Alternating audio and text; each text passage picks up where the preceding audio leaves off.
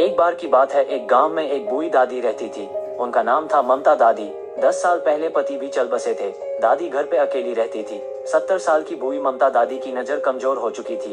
एक दिन ममता दादी नेत्र चिकित्सक के पास गई। नेत्र चिकित्सक ने ममता दादी के आंखों की जांच की और उनके नेत्रों का ऑपरेशन कर उन्हें उनके घर भेज दिया।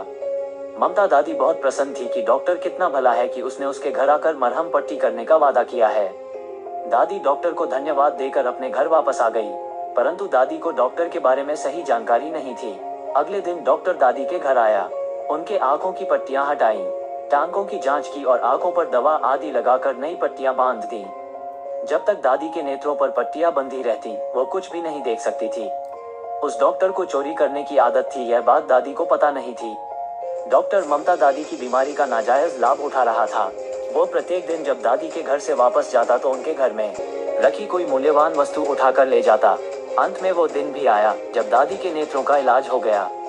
डॉक्टर ने दादी से अपनी फीस मांगी। बूढ़ी दादी ने फीस देने से इनकार कर दिया।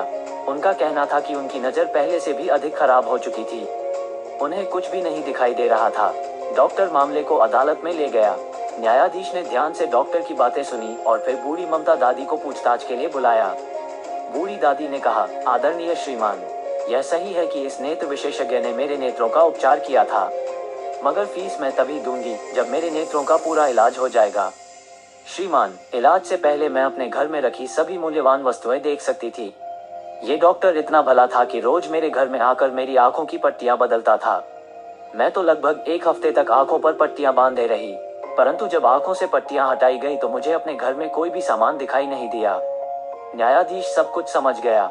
उसने नेत्र चिकित्सक को लताड़ा और उसको उस बूढ़ी ममता दादी का सभी सामान वापस करने के लिए आदेश दिया।